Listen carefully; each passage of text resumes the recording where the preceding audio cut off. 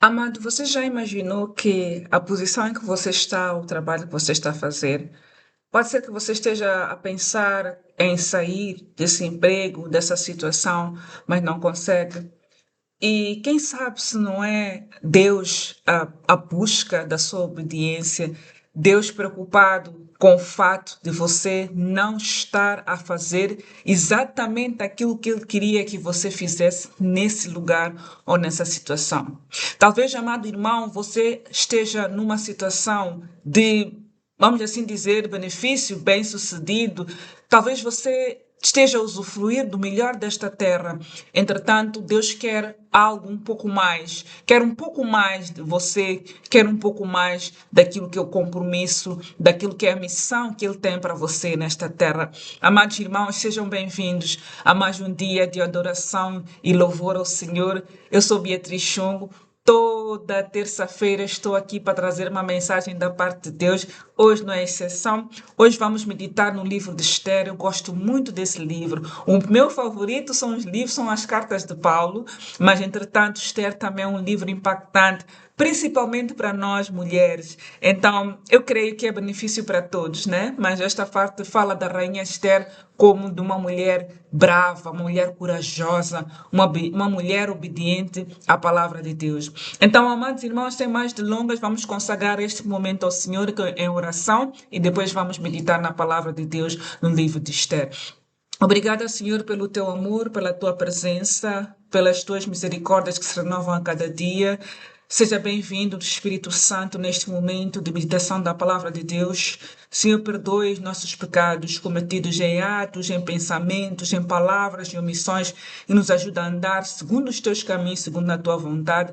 Guia-nos sobre as tuas veredas, Senhor Jesus. Espírito Santo, me acompanhe, para que a palavra que sair aqui seja da palavra que vem da parte de Deus. Em nome de Jesus. Amém. Amém. Então, amados irmãos, vamos ver a palavra aqui no livro de Esther 4.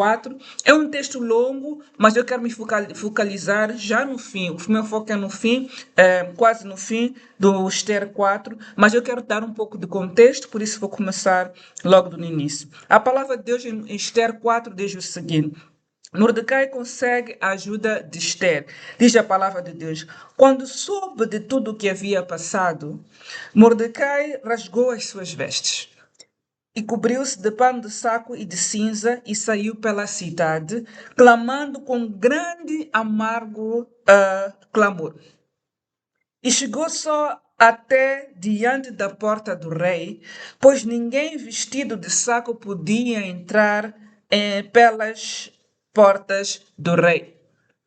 Em todas as províncias onde a palavra do rei e o seu decreto chegavam, havia entre os judeus grande luto. Havia grande luto com jejum, choro e lamentação. Muitos estavam deitados em sacos e em cinza. Então vieram as jovens de Esther e os seus eunucos e fizeram-na. Só um minutinho. Saber, motivo pelo qual a rainha muito se angustiou. Ela mandou roupas para vestir Mordecai e tirar-lhe o pano de saco, mas ele não as aceitou. Então Esther mandou chamar a Atá, um dos eunucos do rei, designado para servir, e lhe ordenou que fosse ter com Mordecai, para saber o que era aquilo e qual o seu motivo. Saindo o Atá a ter com Mordecai, à praça da cidade que estava diante da porta do rei, Mordecai lhe fez saber tudo o que lhe tinha sucedido, inclusive a oferta de prata, para que Amã dissera que a daria para os tesouros do rei pela destruição dos judeus. Também lhe deu uma cópia do decreto escrito que se publicara em Suzã para os destruir, para que a mostrasse a Esther e a fizesse saber, a fim de que fosse ter com o rei e lhe pedisse misericórdia e lhe suplicasse pelo povo dela. Veio Atá e fez saber a Esther as palavras de Mordecai. Então Esther instruiu Atá a dizer Mordecai: Todos os servos do rei e o povo das províncias do rei sabem que para todo homem ou mulher que entrar ao rei no pátio interior sem ser chamado, não há senão uma sentença de morte, salvo se o rei estender para ele o cetro de ouro, para que viva. Mas eu, nestes 30 dias, não fui chamada para ir ao rei. Esther. Quando as palavras de Esther foram relatadas a Mordecai, mandou ele de volta esta resposta. Atenção, aqui começa o centro da nossa palavra. Não imagines que, por estares no palácio, tu somente escaparás entre todos os judeus. Pois se de todo te calares agora, socorro e livramento de outra parte virá aos judeus. Mas tu e a casa de teu pai perecereis. E quem sabe se não foi para tal tempo como este que chegaste ao reino. Glória a Deus, aleluia. A palavra se insere em 13 e 14. Esther 4, 13 e 14. 13, eu vou repetir. Mandou ele de volta esta resposta. Mordecai mandou a Esther. Não imagines que, por estares no palácio, aleluia, amado irmão, cuidado, tu somente escaparás de todo e entre todos os judeus. Pois de todo te calares agora, socorro e livramento de outra parte virá para os judeus, mas tu e a casa do teu pai perecereis.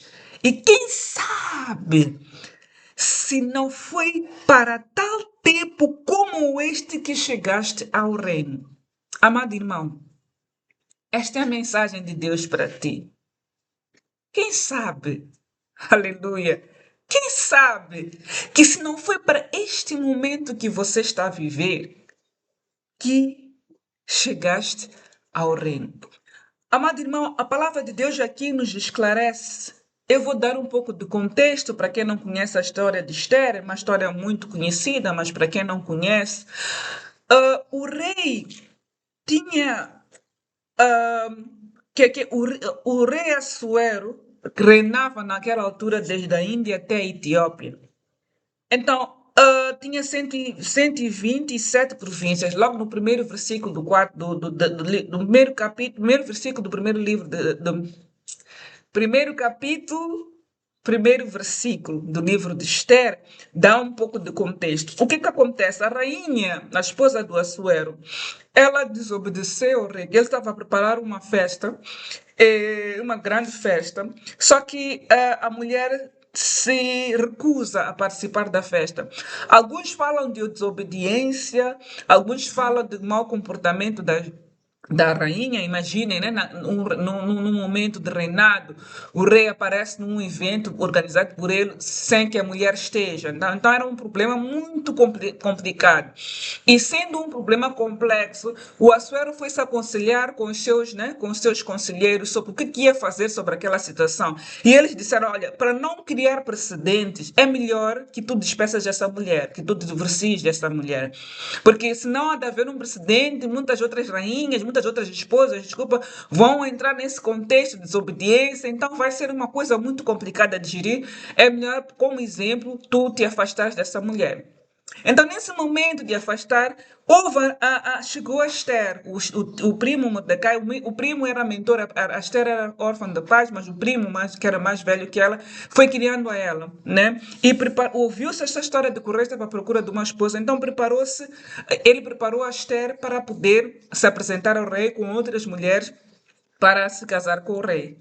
E o favor de Deus era tão grande sobre Esther que o rei, quando olhou para ela, disse: é esta, e ficou com ela. Mas foi favor, foi graça e favor. No meio de milhares, de muitas mulheres, Deus escolheu esta mulher, a Esther. E havia um propósito no meio de tudo isto, havia um propósito, um plano de Deus. Então, tudo o que acontece na nossa vida é para um plano maior. Você não nasceu simplesmente para viver a sua vida. Você não nasceu simplesmente para ter uma família, para ter um bom emprego e poder satisfazer os seus desejos, os seus planos. Deus tem Deus, quando nos cria, nos cria com um propósito de sociedade, de comunhão, de grupo. Então, tudo com que Ele nos abençoa não é só para nós, é para servirmos a Ele. E a forma de servirmos a Ele é servirmos a mais pessoas.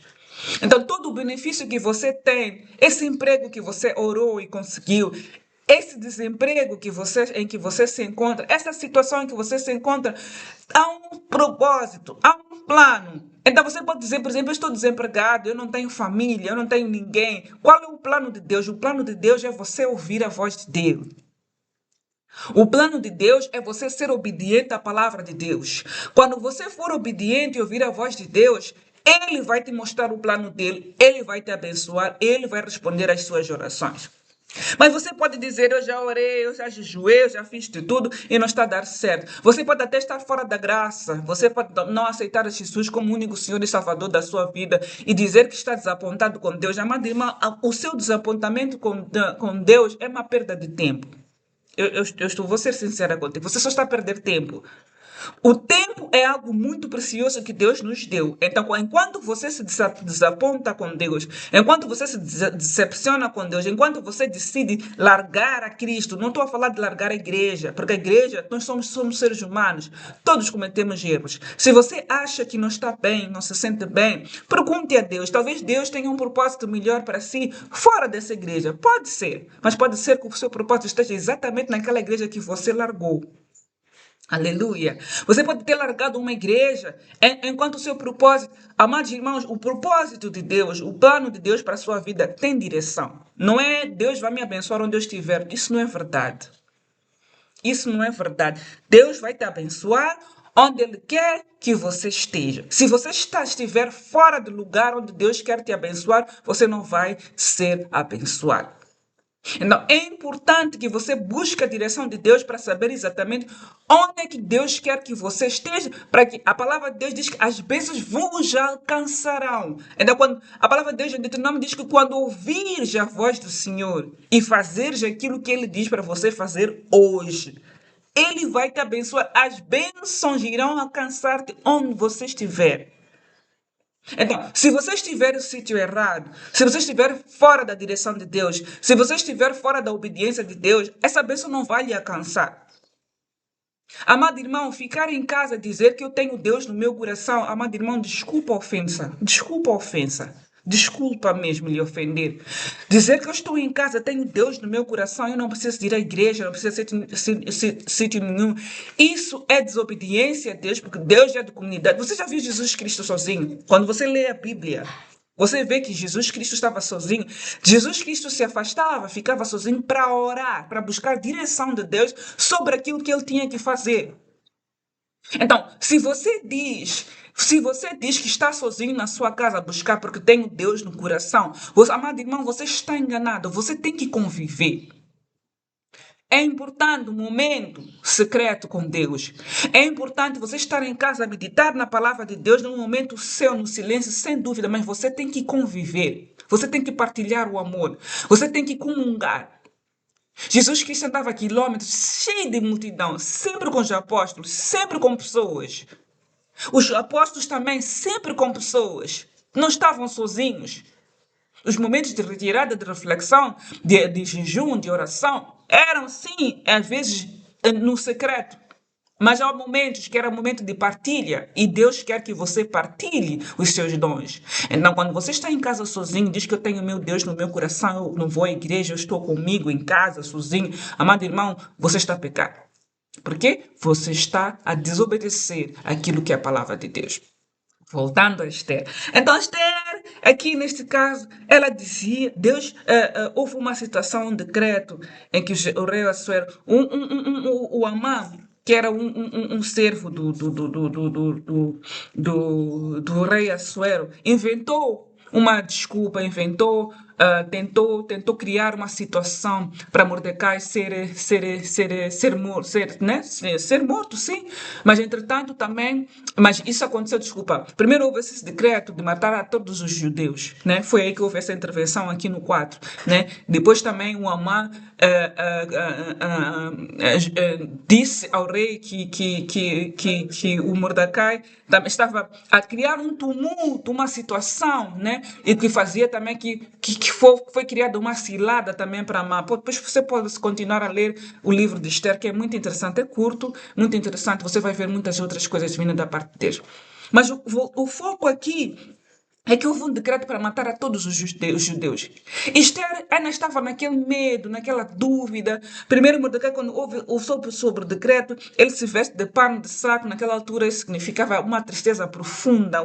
Quando a pessoa estava no fundo do paço e se aproximou ao palácio. E dizia-se que naquele tempo não se podia aproximar-se do palácio. Ninguém podia se aproximar do palácio com aqueles trajes. Tinha que estar bem vestido, bem apresentado. Mordecai diz que eu quero mostrar a minha dor. Eu vou lá.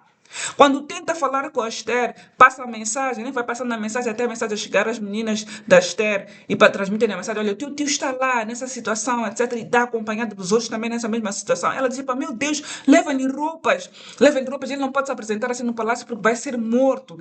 Então é preciso estar bem apresentado, etc. Ele diz: eu não quero roupa nenhuma, eu só quero passar uma mensagem.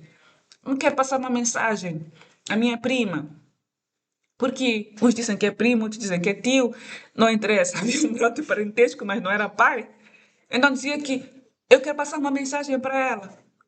E ela dizia: não, não sei o quê, não, não, mas ninguém pode chegar ao rei sem aviso, né? Ele tem que ser ele a chamar. Tinha que ser, naquele tempo, para quem quisesse chegar ao rei, tinha que ser o rei a chamar. E ela diz que há 30 dias não tinha nenhum contato com o rei, apesar de ser a esposa dele, não tinha contato com o rei há 30 dias. Como é que eu vou fazer para chegar lá? Mardoqueu disse: cuidado, Esther. Cuidado com o que estás a dizer. Cuidado, porque há um plano.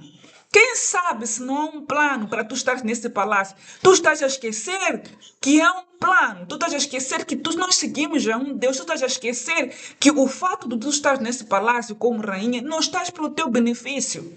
Não estás para o teu benefício, nem para o benefício apenas da tua casa. Quem sabe se tudo isto que aconteceu, esse casamento, essa tua vida de rainha, essas pessoas que te servem, essas meninas todas que te servem, essas roupas de luxo que tu vestes, tudo isso que está acontecendo na tua vida, quem sabe isso não é um plano de Deus para salvar o povo judeu? Quem sabe se não é um plano maior por trás dessa tua boa vida? Quem sabe?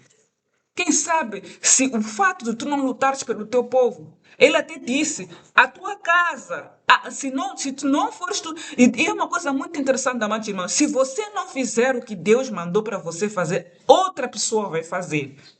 E Mordecai estava a dizer a Esther, se você acha que não quer fazer aquilo que é vontade de Deus, porque Mordecai buscou a Deus, buscou a direção, Mordecai não foi lá só para si, porque ele sabia que podia ser morto, ele foi buscar a direção de Deus, Deus lhe instruiu, vai. Assim como estás, vai.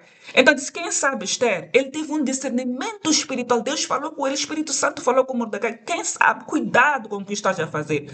Porque disse que se tu não fizeres, amado irmão, se você não fizer aquilo que Deus está a mandar para você fazer, outra pessoa vai fazer. O plano de Deus não vai deixar de continuar. O plano de Deus não vai avançar por causa da sua, não vai deixar de avançar por causa da sua obediência. Vai avançar. Amado irmão, você sabia que se você não obedecer com o dom que Deus lhe deu, Deus pode passar o dom para outra pessoa? A graça vai continuar. A instrução sobre a sua vida vai continuar. Mas se você não usa o dom que Deus colocou, Deus passa o dom para outra pessoa. Você perde esse dom. A sua graça de Deus, Deus vai continuar consigo. Se você buscar a Ele, se você obedecer a Ele, Ele vai estar consigo. Obedecer não, porque se você não cumpre com o dom, não cumpre com a promessa que Deus colocou sobre a sua vida, você vai perder essa vantagem. Né? Mas a graça continua por quê? Porque se você se arrepender, Deus vai estar consigo. Mas talvez já não tenha aquele dom, aquela graça, aquela unção que Deus tinha preparado para si, que pode passar para uma outra pessoa. Mas quando você é obediente, você guarda essa unção para si e você usa. Você tem, amado irmão, a história dos talentos. A unção não é para você colocar numa placa, eu tenho unção, eu, Beatriz Chongo, tenho unção. Não, a unção é para ser usada. E quando você não usa, você perde. É a lei da natureza. Mesmo o ser humano, é assim, tudo que você não usa, atrofia, se perde, se estraga, os bens se estragam, o seu corpo, se você não exercita, você perde as qualidades, você perde a força, você fica com preguiça, você fica cansado. Tem que usar, claro que há pessoas que têm algumas limitações físicas, não podem fazer, mas tudo tem que ser, o dinheiro tem que ser usado. O seu corpo tem que ser usado. Os seus dons têm que ser usados. Os seus bens têm que ser usados. É para usar. Tudo que nós temos aqui nesta terra é para se usar, é para partilhar, é para investir, é para multiplicar. Nada pode ficar parado. A palavra de Deus não nos deixa ficarmos com coisas guardadas. Os talentos, amados irmãos, não é para ficar guardado, é para serem usados. Não é para colar numa placa, eu posso, eu consigo, eu sei. É para se usar. Você tem que usar. Você tem que usar, amado irmão. Amém. Amados irmãos, então a palavra de Deus, eu queria deixar essa instrução, que Deus, voltando àquilo que eu disse no início, quem sabe, amado irmão, quem sabe, se você ainda não conseguiu sair da situação que você está, porque simplesmente você não está a usar. Você está no palácio. O palácio, as coisas podem correr bem, você pode ter uma boa vida como a Rainha Esther, ou pode ser um palácio em que você é escravo. Independentemente do tipo de palácio em que você está a viver, há um propósito dentro desse palácio. Há um propósito desse palácio. Palácio de dor, palácio de boa vida. Há um propósito. Perceba Deus, pergunte a Deus, consulte a Deus, tente entender por que eu estou nesse palácio de dor. Por que eu estou nesse palácio como escrava? Por que eu estou nesse palácio como escrava? Por que eu estou neste palácio como rainha, como rei? Para que eu tenho esses milhões na conta?